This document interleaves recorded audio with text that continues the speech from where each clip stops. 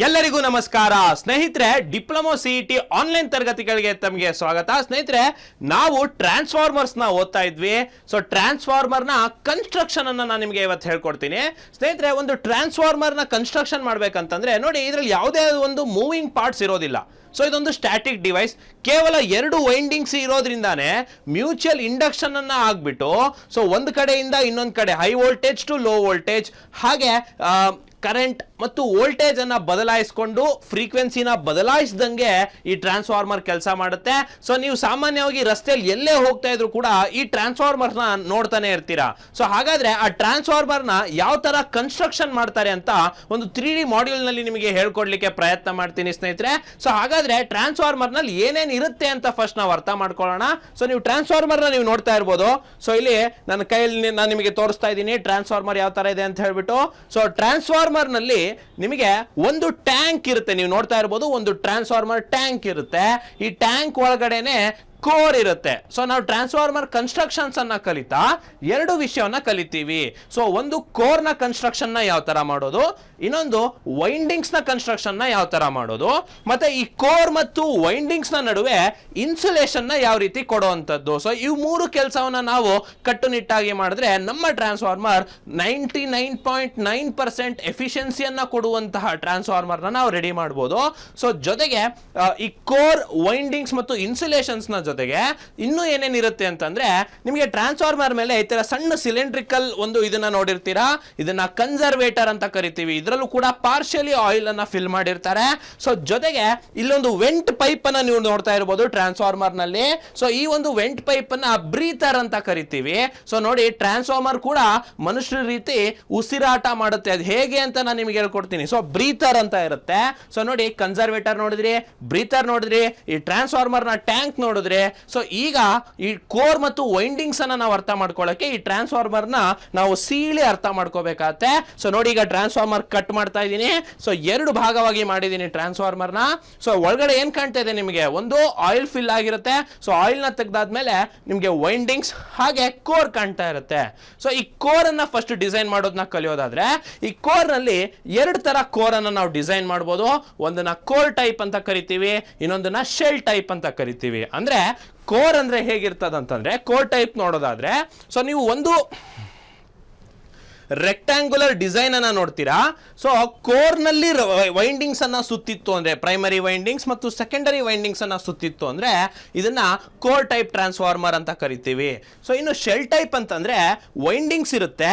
So ಇಲ್ಲಿ ನೋಡ್ತಿರ್ಬೋದು, ಮಧ್ಯದಲ್ಲಿ ವೈಂಡಿಂಗ್ಸ್ ಇರುತ್ತೆ, ನಂತರದಲ್ಲಿ ಕೋರ್ ಇರುತ್ತೆ. ಸೊ ಇದನ್ನ ಶೆಲ್ ಟೈಪ್ ಟ್ರಾನ್ಸ್ಫಾರ್ಮರ್ ಅಂತೀವಿ.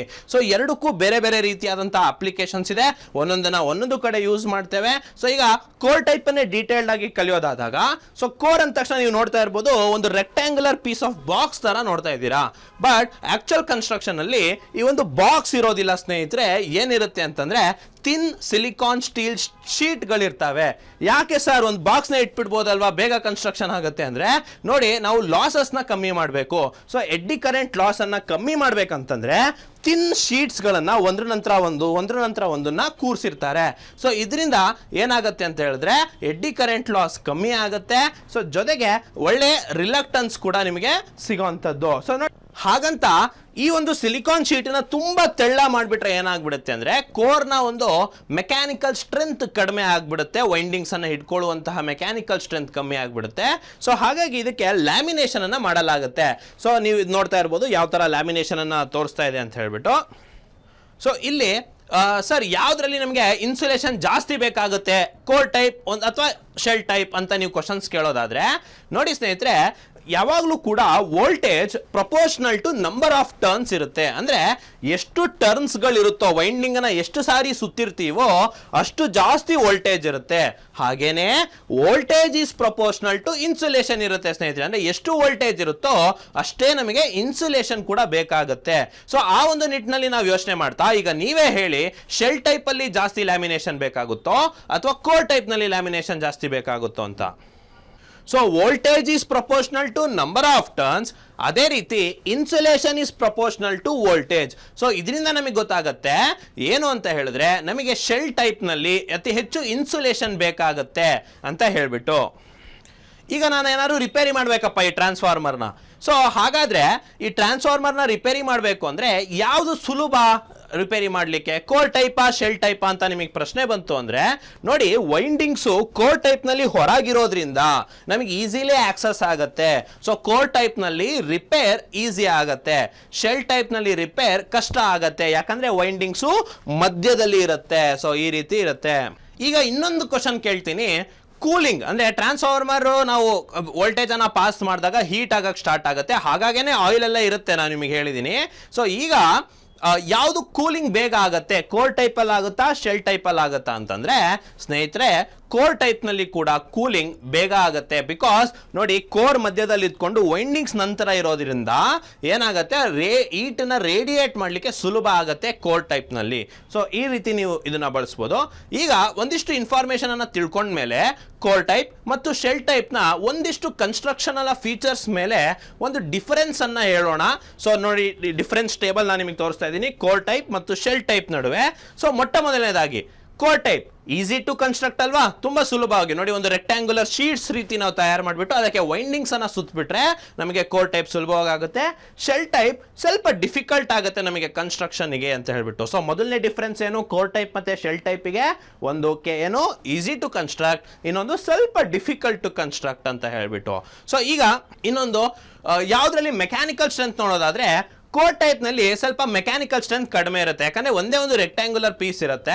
ಬಟ್ ಶೆಲ್ ಟೈಪ್ ನಲ್ಲಿ ಕೋರ್ ಅಲ್ಲಿ ವೈಂಡಿಂಗ್ಸ್ ಮಧ್ಯದಲ್ಲಿ ಇರೋದ್ರಿಂದ ಇದಕ್ಕೆ ಸ್ವಲ್ಪ ಮೆಕ್ಯಾನಿಕಲ್ ಸ್ಟ್ರೆಂತ್ ಜಾಸ್ತಿ ಇರುತ್ತೆ ಅಂತ ಹೇಳ್ಬಿಟ್ಟು. ಸೊ ಎರಡನೇ ಡಿಫರೆನ್ಸ್ ಏನ್ ಹೇಳ್ತಾ ಇದೆ, ಸೊ ಲೆಸ್ ಮೆಕ್ಯಾನಿಕಲ್ ಸ್ಟ್ರೆಂತ್ ಮತ್ತೆ ಮೋರ್ ಮೆಕ್ಯಾನಿಕಲ್ ಸ್ಟ್ರೆಂತ್ ಅಂತ. ಇನ್ನೊಂದು ಲೀಕೇಜ್ ಫ್ಲಕ್ಸ್ ಬಗ್ಗೆ ನಾವು ಮಾತಾಡ್ತಾ ಇರಬೇಕಾದ್ರೆ, ಸೊ ಕೋರ್ ಟೈಪ್ ನಲ್ಲಿ ಲೀಕೇಜ್ ಫ್ಲಕ್ಸ್ ಜಾಸ್ತಿ ಇರುತ್ತೆ, ಶೆಲ್ ಟೈಪ್ ಅಲ್ಲಿ ಲೀಕೇಜ್ ಫ್ಲಕ್ಸ್ ಕಮ್ಮಿ ಇರುತ್ತೆ. ಈಗ ನಿಮಗೊಂದು ಡೌಟ್ ಬರ್ಬೋದು, ಯಾಕೆ ಸರ್ ಕೋರ್ ಟೈಪ್ ನಲ್ಲಿ ಲೀಕೇಜ್ ಫ್ಲಕ್ಸ್ ಜಾಸ್ತಿ ಅಂದ್ರೆ, ಈ ಕೋರ್ ಟೈಪ್ ನ ಕನ್ಸ್ಟ್ರಕ್ಷನ್ ನೋಡಿ, ಇಲ್ಲಿರುವಂತಹ ವೈಂಡಿಂಗ್ಸ್ ಏನ್ ಮಾಡುತ್ತೆ ಅಂತಂದ್ರೆ ಇದು ಕ್ರಿಯೇಟ್ ಮಾಡುವಂತಹ ಮ್ಯಾಗ್ನೆಟಿಕ್ ಫೀಲ್ಡ್ಗೆ ಇದು ಕೋರ್ ಜೊತೆಗೆ ಯಾವುದೇ ರೀತಿ ಪ್ರಭಾವನ ಹೊಂದೋದಿಲ್ಲ. ಸೊ ಇದೇನಾಗುತ್ತೆ, ಅದು ಈಸಿಲಿ ಪಾಸ್ ಆಗುತ್ತೆ ಕೋರ್ ನಿಂದ. ಬಟ್ ಶೆಲ್ ಟೈಪ್ ನಲ್ಲಿ ಆ ರೀತಿ ಇಲ್ದಿರೋದ್ರಿಂದ ಕೋರ್ ಟೈಪ್ ನಲ್ಲಿ ಲೀಕೇಜ್ ಫ್ಲಕ್ಸ್ ಜಾಸ್ತಿ ಇರುತ್ತೆ. ಇನ್ನೊಂದು ನಿಮಗೆ ಡಿಫರೆನ್ಸ್ ಹೇಳೋದಾದ್ರೆ, ಇದು ಈಸಿ ಟು ರಿಪೇರ್, ಇದು ಡಿಫಿಕಲ್ಟ್ ಟು ರಿಪೇರ್. ಯಾಕೆ ಅಂತ ಹೇಳಿದೀನಿ, ನಮಗೆ ಓಪನ್ ಮಾಡಿದ ತಕ್ಷಣ ಕೋರ್ ಟೈಪ್ ನಲ್ಲಿ ವೈಂಡಿಂಗ್ಸ್ ನೇರವಾಗಿ ಸಿಕ್ಬಿಡುತ್ತೆ, ಶೆಲ್ ಟೈಪ್ ನಲ್ಲಿ ವೈಂಡಿಂಗ್ಸ್ ಮಧ್ಯದಲ್ಲಿ ಇರುತ್ತೆ ಅಂತ ಹೇಳ್ಬಿಟ್ಟು. ಮತ್ತೆ ಕೂಲಿಂಗ್ ಬಗ್ಗೆ ಹೇಳ್ತಾನು ಕೂಡ, ಸೊ ನಿಮಗೆ ನಾನು ಅವಾಗಲೇ ಹೇಳಿದೆ, ಹೀಟ್ ನ ರೇಡಿಯೇಟ್ ಮಾಡ್ಲಿಕ್ಕೆ ಅವಕಾಶ ಇರುತ್ತೆ ಕೋರ್ ಟೈಪ್ ನಲ್ಲಿ. ಸೊ ಇದು ಈಸಿಯರ್ ಟು ಕೂಲಿಂಗ್, ಅದು ಡಿಫಿಕಲ್ಟ್ ಟು ಕೂಲಿಂಗ್ ಅಂತ. ಇನ್ನೊಂದು ಇನ್ಸುಲೇಷನ್ಗೆ ಸಂಬಂಧಪಟ್ಟಂಗೆ ನಾನು ನಿಮಗೆ ಹೇಳಿದೆ, ಎಲ್ಲಿ ಇನ್ಸುಲೇಷನ್ ಜಾಸ್ತಿ ಬೇಕಾಗುತ್ತೆ ಅಂದ್ರೆ ಎಲ್ಲಿ ವೋಲ್ಟೇಜ್ ಜಾಸ್ತಿ ಇರುತ್ತೆ ಅಥವಾ ಎಲ್ಲಿ ವೈಂಡಿಂಗ್ಸ್ ಜಾಸ್ತಿ ಇರುತ್ತೆ. ನಂಬರ್ ಆಫ್ ಟರ್ನ್ಸ್ ಮೇಲೆ ವೋಲ್ಟೇಜ್ ಡಿಪೆಂಡ್ ಆಗಿದೆ, ವೋಲ್ಟೇಜ್ ಮೇಲೆ ಇನ್ಸುಲೇಷನ್ ಡಿಪೆಂಡ್ ಆಗಿದೆ.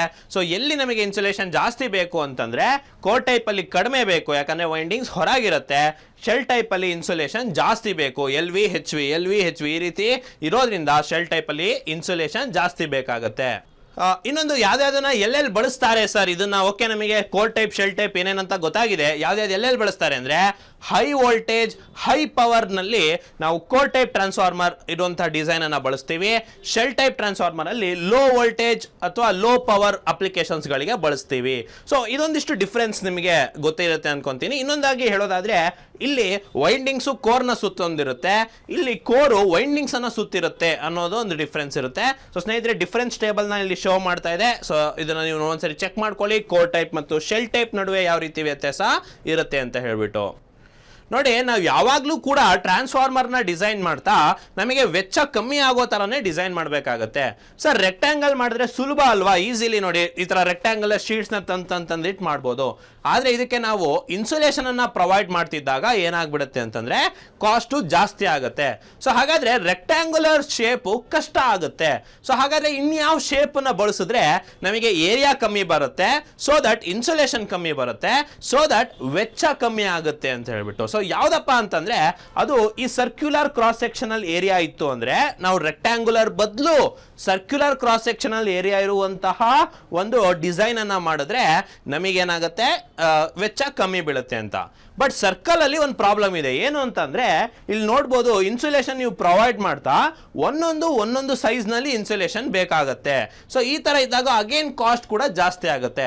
ಸೊ ಅದ್ರ ಬದಲು ಏನ್ ಮಾಡ್ತಾರೆ ಅಂದ್ರೆ ಈ ಸರ್ಕ್ಯುಲರ್ ಕ್ರಾಸ್ ಸೆಕ್ಷನಲ್ ಏರಿಯಾಗೇನೆ ಏನ್ ಮಾಡ್ತಾರೆ, ಮಧ್ಯದಲ್ಲಿ ರೆಕ್ಟ್ಯಾಂಗುಲರ್ ಅನ್ನ ಮಾಡ್ತಾರೆ. ಸೊ ದಟ್ ಈ ತರ ಸ್ಟೆಪ್ ವೈಸ್ ನಿಮಗೆ ಡಿಸೈನ್ ಅನ್ನ ಮಾಡ್ತಾರೆ. ಈ ಸ್ಟೆಪ್ ವೈಸ್ ಡಿಸೈನ್ ಅನ್ನ ಮಾಡಿದಾಗ ಏನಾಗತ್ತೆ ಅಂತಂದ್ರೆ ನಮಗೆ ಇನ್ಸುಲೇಷನ್ ಕಡಿಮೆ ಬರುತ್ತೆ. ಸೊ ಈ ರೀತಿ ಸ್ಟೆಪ್ಡ್ ಇರುವಂತಹ ಕನ್ಸ್ಟ್ರಕ್ಷನ್ ಅನ್ನ ನಾವು ಕ್ರುಸಿಫಾರಮ್ ಕೋರ್ ಅಂತ ಕರಿತೀವಿ. ಸೊ ಈ ಕ್ರುಸಿಫಾರಮ್ ಕೋರ್ ನಿಂದ ನಮಗೆ ಇನ್ಸುಲೇಷನ್ ಕಡಿಮೆ ಬೀಳುತ್ತೆ. ಸೊ ಇನ್ಸುಲೇಷನ್ ಕಮ್ಮಿ ಬೀಳೋದ್ರಿಂದ ನಮಗೆ ಏನು ಟ್ರಾನ್ಸ್ಫಾರ್ಮರ್ನ ಡಿಸೈನ್ ಎಫಿಷಿಯಂಟ್ ಆಗುತ್ತೆ ಅಂತ ಹೇಳ್ಬಿಟ್ಟು. ಸೊ ನಿಮಗೆ ಕ್ರುಸಿಫಾರಮ್ ಕೋರ್ ಬಗ್ಗೆ ಗೊತ್ತಾಗಿದೆ ಅಂತ ಅನ್ಕೊಂತೀನಿ. ಹಾಗೇನೆ ಈ ಕೋರ್ ಡಿಸೈನ್ ನಲ್ಲಿ ಯಾವ ತರ ಇರುತ್ತೆ ಅಂದ್ರೆ ಒಂದು ಎಲ್ ಶೇಪ್ ಡಿಸೈನ್ ನೀವು ನೋಡ್ತಾ ಇದ್ದೀರಾ. ಈ ಎಲ್ ಶೇಪ್ ಡಿಸೈನ್ ನೋಡ್ತಿರ್ತೀರಾ. ಅದೇ ರೀತಿ ಐ ಶೇಪ್ ನಲ್ಲಿ ಇರುವಂತಹ ಕೋರ್ ಟೈಪ್ ಡಿಸೈನ್ ಅನ್ನ ನೋಡ್ತೀರಾ. ಇನ್ನು ನಮ್ಮ ಶೆಲ್ ಟೈಪ್ ಅನ್ನ ಡಿಸೈನ್ ಮಾಡ್ತಾ ಈ ಶೇಪ್ ಇರುವಂತಹ ಕೋರ್ ಅನ್ನ ಡಿಸೈನ್ ಮಾಡ್ತಾರೆ, ಲ್ಯಾಮಿನೇಷನ್ಸ್ ಗಳನ್ನ. ಇದರಲ್ಲಿ ಏರ್ ಹೋಗ್ಲಿಕ್ಕೆ ಏರ್ ಗ್ಯಾಪ್ ಅನ್ನ ಪ್ರೊವೈಡ್ ಮಾಡ್ತಾರೆ. ಸೊ ಒಂದ್ರ ನಂತರ ಇನ್ನೊಂದ್ರು ಮಾಡ್ತಾ ಏರ್ ಗ್ಯಾಪ್ ಅನ್ನ ಕೊಡ್ತಾರೆ. ಸೊ ದಟ್ ರಿಲೆಕ್ಟೆನ್ಸ್ ಅನ್ನ ಕೂಡ ನೋಡ್ಕೊಳ್ತಾರೆ. ಸೊ ಈ ರೀತಿ ಎಲ್ ಶೇಪ್, ಐ ಶೇಪ್ ಮತ್ತು ಈ ಶೇಪ್ ನ ಲ್ಯಾಮಿನೇಷನ್ ಗಳನ್ನ ನೀವು ನೋಡಬಹುದು ಕೋರ್ಗಳಿಗೆ. ಇನ್ನು ವೈಂಡಿಂಗ್ಸ್ ಗೆ ಸಂಬಂಧಪಟ್ಟಂಗೆ ಹೆಲಿಕಲ್ ವೈಂಡಿಂಗ್ಸ್ ಇದೆ, ಡಿಸ್ಕ್ ಟೈಪ್ ವೈಂಡಿಂಗ್ಸ್ ಅನ್ನ ಮಾಡ್ತೀವಿ, ಇನ್ನು ಕ್ರಾಸ್ ಸೆಕ್ಷನಲ್ ವೈಂಡಿಂಗ್ಸ್ ಅಂತ ಇದೆ. ಈ ತರ ಹಲವಾರು ರೀತಿಯ ವೈಂಡಿಂಗ್ಸ್ ಗಳನ್ನ ನಾವು ಟ್ರಾನ್ಸ್ಫಾರ್ಮರ್ ನಲ್ಲಿ ನೋಡಬಹುದು. ಓಕೆ, ಈಗ ಈ ಟ್ರಾನ್ಸ್ಫಾರ್ಮರ್ ನಾನು ನಿಮಗೆ ಹೇಳಿದೆ ಆಯಿಲ್ ನಲ್ಲಿ ಇಟ್ಟಿರ್ತಾರಂತ. ಟ್ರಾನ್ಸ್ಫಾರ್ಮರ್ ಒಳಗಡೆ ಎಣ್ಣೆ ಇರುತ್ತೆ ಅಂತ ನಾನು ಹೇಳಿದೆ. ಯಾಕೆ ಆಯಿಲ್ ಅನ್ನ ಇಟ್ಟಿರ್ತಾರೆ ಅಂತ? ಸೊ ಟ್ರಾನ್ಸ್ಫಾರ್ಮರ್ ಆಯಿಲ್ ಅನ್ನ ಎರಡು ಕಾರಣಕ್ಕೆ ಬಳಸ್ತಾರೆ. ಒಂದು, ಅದನ್ನ ಕೂಲೆಂಟ್ ರೀತಿ ಬಳಸ್ತಾರೆ. ಕೂಲೆಂಟ್ ಅಂದ್ರೆ ಟ್ರಾನ್ಸ್ಫಾರ್ಮರ್ ವರ್ಕಿಂಗ್ ಆಗ್ತಾ ಹೀಟ್ ಆದಾಗ ಅದರ ಒಂದು ಹೀಟ್ ಅನ್ನ ತೆಗೆದುಕೊಳ್ಳೋಕೆ ನಾವೇನ್ ಬಳಸ್ತೀವಿ? ಟ್ರಾನ್ಸ್ಫಾರ್ಮರ್ ಆಯಿಲ್ ಅನ್ನ ಬಳಸ್ತೀವಿ. ಒಂದು. ಎರಡನೇ ಕಾರಣ, ಅದು ಇನ್ಸುಲೇಷನ್ ಕೂಡ ಪ್ರೊವೈಡ್ ಮಾಡುತ್ತೆ ಕೋರಿಗೆ ಅಂತ ಹೇಳ್ಬಿಟ್ಟು. ಸೊ ಎರಡು ಕಾರಣಕ್ಕೆ ನೀವು ನೋಡ್ತಾ ಇರ್ಬೋದು ಟ್ರಾನ್ಸ್ಫಾರ್ಮರ್ ನಲ್ಲಿ ಆಯಿಲ್ ನ ಬಳಸ್ತೀವಿ. ಬಟ್ ಸರ್, ನಮ್ಗೆ ನೋಡಿದಾಗೆ ಈ ಟ್ರಾನ್ಸ್ಫಾರ್ಮರ್ ಆಯಿಲ್ ಯಾವಾಗಲೂ 100% ಏನು ಫಿಲ್ ಆಗಿರಲ್ಲ. ಅದೊಂದು 80% ಫಿಲ್ ಮಾಡಿರ್ತಾರೆ. ಯಾಕೆ? ಪಾರ್ಷಿಯಲಿ ಫಿಲ್ಡ್ ಮಾಡಿರ್ತಾರೆ. ಯಾಕೆ? ಸೊ ನೋಡಿ, ಟ್ರಾನ್ಸ್ಫಾರ್ಮರ್ನಲ್ಲಿ ಆಯಿಲ್ ಕೋರ್ ಮುಳುಗೋ ತನಕ ಮಾಡಿರ್ತಾರೆ, ಇನ್ನೂ ಒಂದಿಷ್ಟು ಗ್ಯಾಪ್ ಅನ್ನ ಬಿಟ್ಟಿರ್ತಾರೆ. ಸೊ ಜೊತೆಗೆ ಒಂದು ವೆಂಟ್ ಪೈಪ್ ಅನ್ನ ನೀವು ನೋಡ್ಬೋದು. ನಾನು ಅವಾಗಲೇ ಹೇಳಿದೆ ಇದನ್ನ ಬ್ರೀತರ್ ಅಂತ ಕರಿತೀವಿ ಅಂತ. ಸೊ ಏನಾಗುತ್ತೆ ಅಂದ್ರೆ ನೋಡಿ, ಈಗ ಟ್ರಾನ್ಸ್ಫಾರ್ಮರ್ ಹೀಟ್ ಆಗ್ತಾ ಇದ್ದಂಗೆ ಈ ಆಯಿಲ್ ಏನಾಗುತ್ತೆ? ಎಕ್ಸ್ಪ್ಯಾಂಡ್ ಆಗುತ್ತೆ. ಎಕ್ಸ್ಪ್ಯಾಂಡ್ ಆದಾಗ ಇಲ್ಲಿ ಗ್ಯಾಪ್ ಕಾಣ್ತಾ ಇದೆ ಅಲ್ವಾ? ಸೊ ಈ ಏರ್ ಗ್ಯಾಪ್ ಫಿಲ್ ಆಗ್ತಾ ಬರುತ್ತೆ, ಅಂದ್ರೆ ಫುಲ್ ಆಗ್ತಾ ಬರುತ್ತೆ. ಆಯಿಲ್ ಎಕ್ಸ್ಪ್ಯಾಂಡ್ ಆಗುತ್ತೆ. ಸೊ ಈ ಆಯಿಲ್ ಎಕ್ಸ್ಪ್ಯಾಂಡ್ ಆಗುತ್ತೆ. ನಂತರ ಟ್ರಾನ್ಸ್ಫಾರ್ಮರ್ ಕೂಲ್ ಆದಾಗ ಏನಾಗುತ್ತೆ? ಮತ್ತೆ ಈ ಗ್ಯಾಪ್, ಏರ್ ಗ್ಯಾಪ್ ಇನ್ಕ್ರೀಸ್ ಆಗುತ್ತೆ. ಸೊ ಅದು ಏನಾದ್ರೂ ಆ ವೆಂಟ್ ಪೈಪ್ ಏನಕ್ಕೆ ಇಟ್ಟಿರ್ತಾರೆ, ಆ ಬ್ರೀತರ್ನ ಏನಕ್ಕೆ ಇಟ್ಟಿರ್ತಾರೆ ಅಂದ್ರೆ ಯಾವಾಗ ಆಯಿಲ್ ಜಾಸ್ತಿ ಆಗುತ್ತೋ ಅವಾಗ ಅಲ್ಲಿರುವಂತಹ ಏರ್ ಎಸ್ಕೇಪ್ ಆಗ್ಬೇಕಲ್ವಾ ಟ್ರಾನ್ಸ್ಫಾರ್ಮರ್ ನಿಂದ. ಹಾಗಾಗಿ ಆ ವೆಂಟ್ ಪೈಪ್ ಥ್ರೂ ಏನಾಗುತ್ತೆ? ಏರು ಹೊರಗೆ ಬರುತ್ತೆ. ಅದೇ ಅಕಸ್ಮಾತ್ ಕೂಲ್ ಡೌನ್ ಆದಾಗ ಏರ್ ಜಾಸ್ತಿ ಬೇಕಲ್ವಾ? ಸೊ ಆ ವೆಂಟ್ ಪೈಪ್ ಇಂದಾನೆ ಏರು ಒಳಗ್ ಬರುತ್ತೆ. ಸೊ ಈ ರೀತಿ ಏರ್ ಒಳಗ್ ಬರಕ್ಕೆ ಹೊರಗೆ ಹೋಗಕ್ಕೆ ಈ ಒಂದು ವೆಂಟ್ ಪೈಪ್ ಅಂತ ಕರಿತೀವಿ. ಆ ವೆಂಟ್ ಪೈಪ್ ನ ಬ್ರೀತರ್ ಅಂತ ಕರಿತೀವಿ. ಸೊ ಇದು ಒಂಥರ ಟ್ರಾನ್ಸ್ಫಾರ್ಮರ್ ಉಸಿರಾಡ್ದಂಗೆ ಅಂತ ನೀವು ಅರ್ಥ ಮಾಡ್ಕೊಬಹುದು. ಸೊ ಟ್ರಾನ್ಸ್ಫಾರ್ಮರ್ ಒಳಗಡೆ ಆಯಿಲ್ ಇರುತ್ತೆ. ಆಯಿಲ್ ಹೀಟ್ ಆದಾಗ ಇನ್ಕ್ರೀಸ್ ಆಗುತ್ತೆ, ಆಯಿಲ್ ಕೂಲ್ ಆದಾಗ ಡಿಕ್ರೀಸ್ ಆಗುತ್ತೆ. ಅವಾಗ ಅಲ್ಲಿರುವಂತ ಏರು ಒಳಗೆ ಬರಕ್ಕೆ ಏನ್ ಬಳಸುತ್ತೆ? ಬ್ರೀತರ್ ಅನ್ನ ಬಳಸುತ್ತೆ. ಬಟ್ ಇಲ್ಲಿ ಇನ್ನೊಂದು ಪ್ರಾಬ್ಲಮ್ ಇದೆ. ಏನ್ ಗೊತ್ತಾ? ಬ್ರೀತರ್ ಬಳಸ್ತಾ ಒಳಗಡೆ ಈಗ ನಮ್ಮ ಶಿವಮೊಗ್ಗ ತರದ ನಗರಗಳಲ್ಲಿ ಅಥವಾ ನೀವೇನಾದ್ರೂ ಟ್ರಾನ್ಸ್ಫಾರ್ಮರ್ ನ ಇಟ್ಟಾಗ ಮಾಯಿಶ್ಚರ್ ಕಂಟೆಂಟ್ ಇರುತ್ತೆ ಏರ್ ಅಲ್ಲಿ. ಸೊ ಏರ್ ಅಲ್ಲಿರೋ ಮಾಯಿಶ್ಚರ್ ಕಂಟೆಂಟ್ ಟ್ರಾನ್ಸ್ಫಾರ್ಮರ್ ಆಯಿಲ್ ಒಳಗೆ ಹೋದಾಗ ಟ್ರಾನ್ಸ್ಫಾರ್ಮರ್ ನ ಡೈಎಲೆಕ್ಟ್ರಿಕ್ ಸ್ಟ್ರೆಂತ್, ಟ್ರಾನ್ಸ್ಫಾರ್ಮರ್ ಆಯಿಲಿನ ಡೈಎಲೆಕ್ಟ್ರಿಕ್ ಸ್ಟ್ರೆಂತ್ ಕಮ್ಮಿ ಬಿದ್ಬಿಡುತ್ತೆ. ಸೊ ಮಾಯಿಶ್ಚರ್ ಇರೋ ಏರು ಒಳಗೆ ಹೋಗ್ಬಾರ್ದು ಟ್ರಾನ್ಸ್ಫಾರ್ಮರ್ ಒಳಗೆ. ಸೊ ಟ್ರಾನ್ಸ್ಫಾರ್ಮರ್ ಒಳಗೆ ಮಾಯಿಶ್ಚರ್ ಏರ್ ಹೋಗ್ಬಾರ್ದು ಅಂದ್ರೆ ಆ ಬ್ರೀತರ್ ಒಳಗಡೆ ಸಿಲಿಕಾ ಜೆಲ್ ಅನ್ನ ಹಾಕಿರ್ತಾರೆ. ಸೊ ಈ ಸಿಲಿಕಾ ಜೆಲ್ ಏನ್ ಮಾಡುತ್ತೆ? ಒಂಥರ ಪ್ಯೂರಿಫೈಯರ್ ತರ, ಈ ಏರ್ ಪ್ಯೂರಿಫೈಯರ್ ತರ ಏನ್ ಮಾಡುತ್ತೆ? ಒಳಗೆ ಹೋಗ್ತಿರೋ ಏರ್ ನಲ್ಲಿರೋ ಮಾಯಿಶ್ಚರ್ ನ ತಾನು ಹೀರ್ಕೊಂಡು ಡ್ರೈ ಏರ್ ಅನ್ನ ಒಳಗಡೆ ಕಳಿಸುತ್ತೆ. ಸೊ ಈ ರೀತಿ ಬ್ರೀತರ್ ಒಳಗಡೆ ನೀವೇನ್ ನೋಡ್ಬೋದು? ಸಿಲಿಕಾ ಜೆಲ್ ಅನ್ನ ನೋಡ್ಬೋದು. ಈಗ ಆ ಕನ್ಸರ್ವೇಟರ್ ಒಂದು ಸಣ್ಣ ಟ್ಯಾಂಕ್ ಇರೋದು ಗೊತ್ತಾ ಮೇಲೆ, ಅದನ್ನ ಯಾಕೆ ಇಟ್ಟಿರ್ತಾರೆ ಸರ್ ಅಂತಂದ್ರೆ ಈ ರೀತಿ ಎಕ್ಸ್ಪ್ಯಾಂಡ್ ಡಿಕ್ರೀಸ್ ಆಗ್ತಾ ಆಯಿಲ್ ಅಕಸ್ಮಾತ್ ಕಮ್ಮಿ ಬಂತಿತ್ತಪ್ಪ, ಆಯಿಲ್ ಕಡಿಮೆ ಆಗ್ತಾ ಇದೆ. ಸೊ ಅವಾಗ ಕನ್ಸರ್ವೇಟರ್ ನಲ್ಲಿ ಹೆಸರೇ ಹೇಳ್ದ ಹಾಗೆ ಪಾರ್ಷಲಿ ಆಯಿಲ್ ಅನ್ನ ಫಿಲ್ ಮಾಡಿರ್ತಾರೆ. ಸೊ ಹಂಗೇನಾದ್ರೂ ಆಯಿಲ್ ಬೇಕಾದಾಗ ಅದರಿಂದ ಏನ್ ಮಾಡುತ್ತೆ? ಕನ್ಸರ್ವೇಟರ್ ಇಂದ ಆಯಿಲ್ ಅನ್ನ ಟ್ರಾನ್ಸ್ಫಾರ್ಮರ್ ಬಳಸ್ಕೊಳ್ಳುತ್ತೆ ಅಂತ ಹೇಳ್ಬಿಟ್ಟು. ಸೊ ಕನ್ಸರ್ವೇಟರ್ ಏನಕ್ಕೆ ಗೊತ್ತಾಯ್ತು, ವೆಂಟ್ ಪೈಪ್ ಏನಕ್ಕಿದೆ ಅಂತ ಗೊತ್ತಾಯ್ತು, ಬ್ರೀತರ್ ಏನ್ ಮಾಡುತ್ತೆ ಅಂತ ಗೊತ್ತಾಯ್ತು, ಟ್ರಾನ್ಸ್ಫಾರ್ಮರ್ ನಲ್ಲಿ ಆಯಿಲ್ ಏನಕ್ಕೆ ಹಾಕಿರ್ತಾರೆ ಅಂತ ಗೊತ್ತಾಯ್ತು, ಕೋರ್ ಟೈಪ್ ನಲ್ಲಿ ಡಿಸೈನ್ ಯಾವ ತರ ಇದೆ ಅಂತ ನೋಡಿದ್ವಿ, ವೈಂಡಿಂಗ್ಸ್ ಯಾವ ತರ ಇದೆ ಅಂತ ನೋಡಿದ್ವಿ. ಸೊ ಸ್ನೇಹಿತರೆ, ಇದೊಂದಿಷ್ಟು ಪಾಯಿಂಟ್ಸ್ ಅನ್ನ ನೀವು ಟ್ರಾನ್ಸ್ಫಾರ್ಮರ್ ಕನ್ಸ್ಟ್ರಕ್ಷನ್ ಅಲ್ಲಿ ನೀವು ಅರ್ಥ ಮಾಡ್ಕೊಳ್ಬೇಕು. ಇನ್ನೂ ಹೆಚ್ಚುವರಿಯಾಗಿ ಸೊ ನಂತರದಲ್ಲಿ ಹೇಳ್ತಾ ಹೋಗ್ತೀನಿ ಅಂತ ಹೇಳ್ತಾ ಒಂದು ಸಣ್ಣ ಕ್ಷಿಪ್ರ ಈ ಕನ್ಸ್ಟ್ರಕ್ಷನ್ ವಿಡಿಯೋನ ಎಂಡ್ ಮಾಡ್ತಾ ಇದ್ದೀನಿ ಸ್ನೇಹಿತರೆ. ಸೊ ಸ್ನೇಹಿತರೆ, ಫುಲ್ ಫ್ಲೆಡ್ಜ್ ವಿಡಿಯೋಗಾಗಿ ನೀವು ಅಚೀವರ್ಸ್ ಸಂಸ್ಥೆಯ ಡಿಪ್ಲೊಮಾ ಸಿಟಿ ಆನ್ಲೈನ್ ಕೋರ್ಸಸ್ಗೆ ಜಾಯ್ನ್ ಆಗ್ಬೋದು ಅಥವಾ ಆಫ್ಲೈನ್ ತರಗತಿಗಳಿಗೆ ಬರ್ಬೋದು. ಸೊ ಅಡ್ಮಿಷನ್ಸ್ ರನ್ ಆಗ್ತಾ ಇದೆ.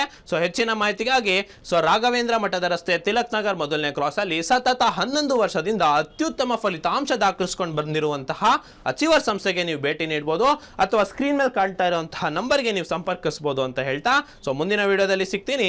ಧನ್ಯವಾದಗಳು.